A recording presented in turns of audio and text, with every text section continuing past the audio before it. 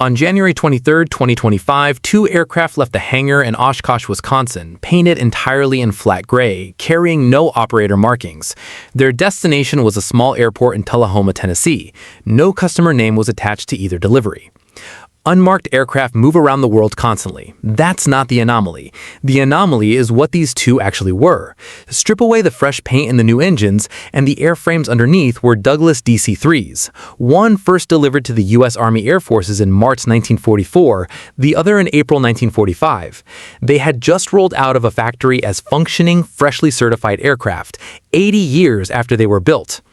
That shouldn't be a viable business. A manufacturer in 2025 remanufacturing 1940s airframes to meet the same FAA structural standards applied to a modern jet airliner and finding customers for it, including polar research institutes, foreign air forces, and very possibly, judging by the unmarked delivery, the U.S. government itself. In the 8 decades since those two airframes were built, aviation invented pressurized cabins, turbine engines, composite structures, and satellite navigation. Somewhere in that span, something should have made the DC-3 unnecessary. Several manufacturers tried on purpose to build the aircraft that would finally retire it. Nearly all of them failed, and the way they failed explains why the eventual answer wasn't a new aircraft at all. The DC-3 wasn't built to last. It was built in 1935 to solve one airline's competitive problem. American Airlines needed a sleeper transport to compete with United's new 247, and only committed to buying it after ordering 20 in advance.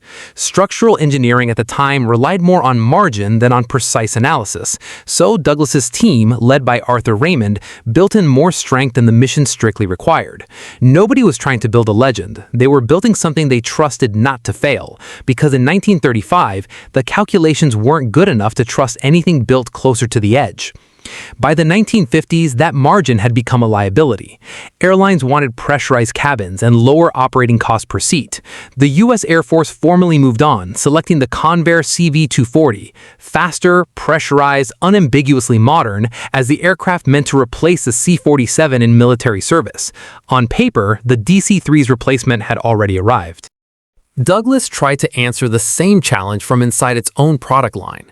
In 1949, it introduced a Super DC-3, a stronger airframe, more power, better performance, everything a true replacement needed to be.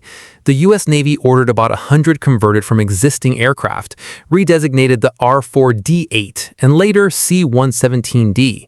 But the commercial market never followed.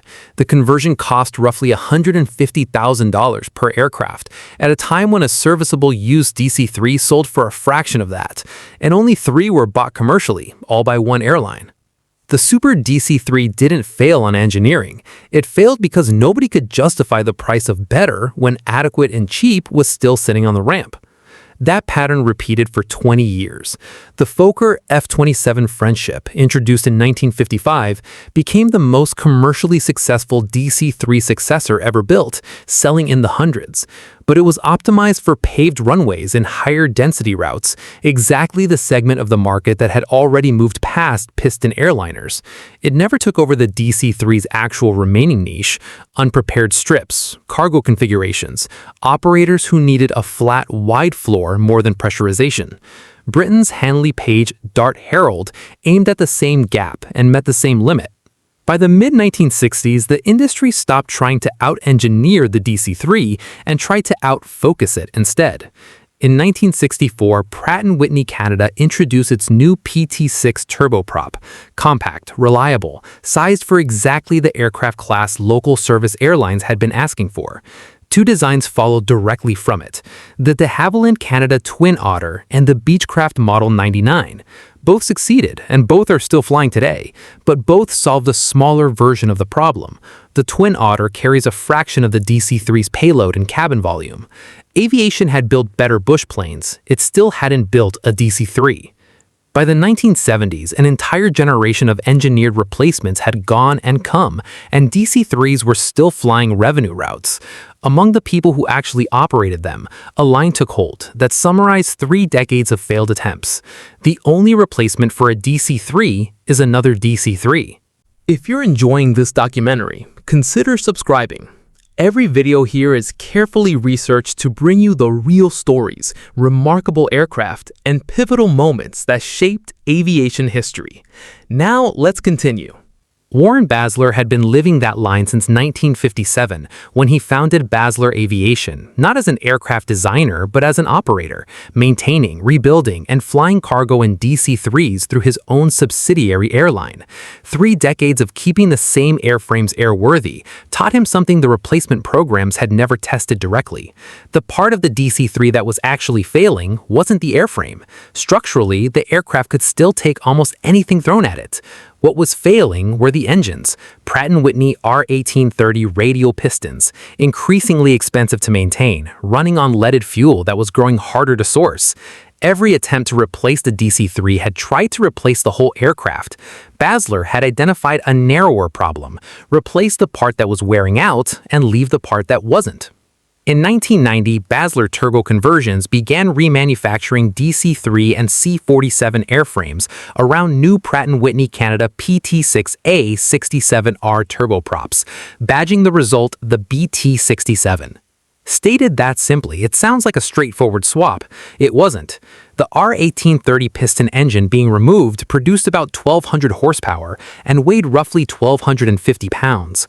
The PT-6A 67R replacing it produced more power, around 1,281 shaft horsepower by Basler's own figures, while weighing under 500 pounds, less than half as much. That solved the reliability problem and created a new one. An engine that much lighter, mounted where the heavier engine used to sit, pulled the aircraft's center of gravity aft toward instability. Basler's fix was a 40-inch structural plug inserted into the fuselage forward of the wing, physically extending the nose to move weight back into balance. The side effect was roughly a third more cabin volume, not a design goal, just the geometry of rebalancing a decades-old airframe around a different engine. The wings needed matching changes, modified leading edges and squared-off tips to handle a cruise speed that rose from about 173 knots to roughly 210. Maximum useful load climbed from about 9,000 pounds to roughly 13,000. None of it was free. Turboprops burn more fuel per hour than the old radials at comparable settings, so standard tank range actually dropped from about 1,160 nautical miles to roughly 950. Basler's answer was an optional long-range tank pushing range past 2,100 nautical miles, more than double, at the cost of some payload.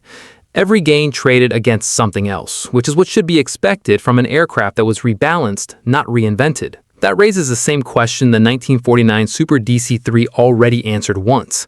If the technology existed, why not simply design a new aircraft to do this job properly, instead of working around an 80-year-old airframe? Certification. A clean sheet aircraft has to be certified from zero against modern structural, systems, and crashworthiness standards, a process whose costs typically run into the hundreds of millions of dollars before a single unit is sold.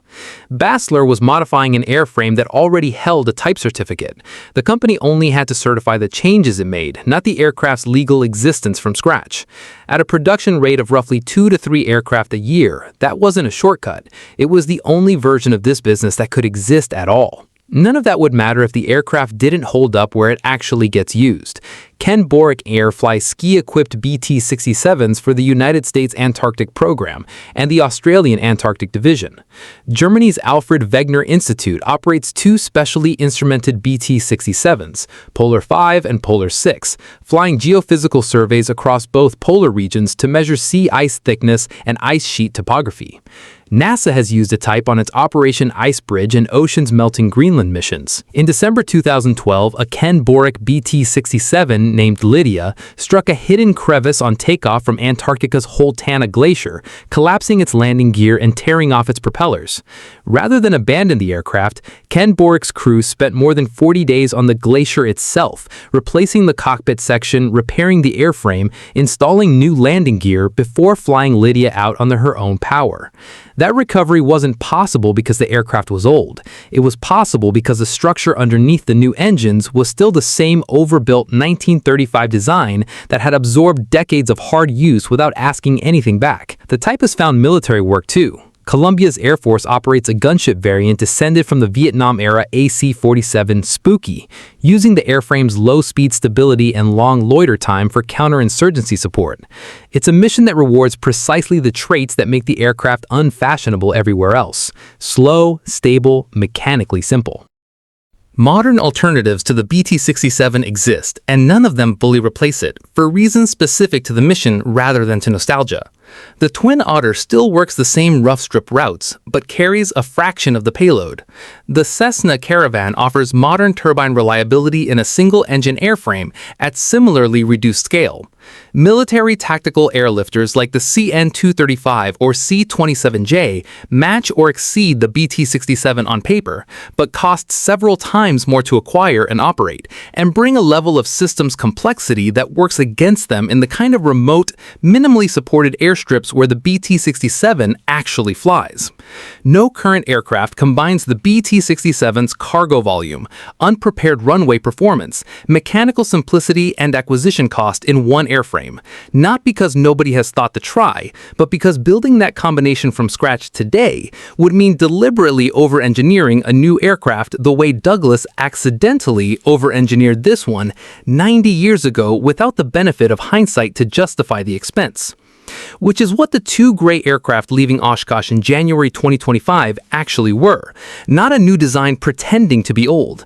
The same type-certificated airframes the U.S. Air Forces took delivery of during the Second World War, carrying new engines that fixed the one part of the aircraft that had actually been failing. Every serious attempt to replace the DC-3 assumed the whole aircraft was the problem. It wasn't. Only the engine was, and once that was fixed, there was nothing left to replace.